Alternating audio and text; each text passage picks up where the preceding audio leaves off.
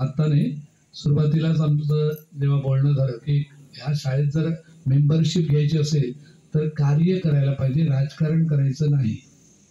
जर तसं करणार असाल तर मेंबर वगैरे होऊ नका. कारण आज हिंदू संस्कृती जर टिकून ठेवायची असेल तर कार्य करताच जन्माला यावं लागतं. आणि आमच्या प्रत्येक कमिटीतला मेंबर जो आहे हा कार्यकर्ताच आहे. त्यांना हसत खेळत आमची कमिटीतली जी मीटिंग होते ही दर महिन्याला किंवा वार्षिक असते, ही सुद्धा तशाच प्रकारे होते. समजून घेतात प्रत्येकाला आणि प्रत्येकाला ही जबाबदारी आहे ती कळते.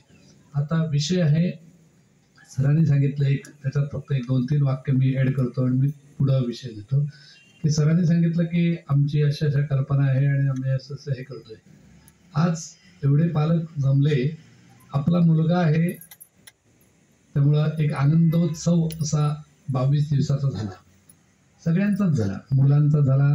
पालकांनी घरून बघितला, वाह छान, माझा मुलगा आईस्क्रीम मस्त खातो, माझा मुलगा अमका करतो, आज जेवायला अमकं होतं, त्यांनी अमका व्यायाम केला, हे सगळं आपापल्यापर्यंत सगळ्यांनी बघितलं. पण अशा प्रकारचे 365 दिवस असणारे मुलांचं काय, ती कशी राहतात? मग तुमच्यापैकी एक वर्षातून एक दिवस तरी बाबा पाठशाळेत जाऊन भेटून येऊया का? ती मुलं कशी राहतात? असा एक मुद्दा मी तुमच्या समोर ठेवतो की आमच्या पाठशाळेकरता काय, आता तुम्हाला सांगतो मजा. आम्ही ज्या वेळेला ही मुलांना इथं आणली त्यावेळेला मी तुम्हाला सांगितलं तुम्ही टेन्शन घेऊ नका, घरी चला. आणि घरी गेलात, पण बऱ्याच जणांनी दुःख झालं, कोणाला रडायला आलं.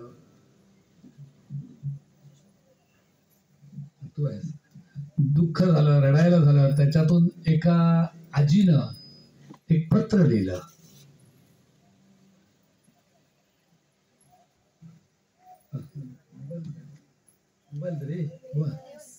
एक पत्र लिहिलं. हे पत्र आजीनं काय पत्र लिहिलंय ते आम्ही ऐकूया.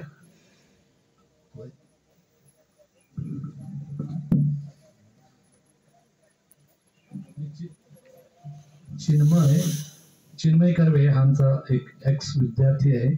तो या शाळेत शिकला, 10वी होऊन आलेला. त्याच्यानंतर त्यांनी MA संस्कृत केलं. संगीतात त्यांनी एक पदवी मिळाली.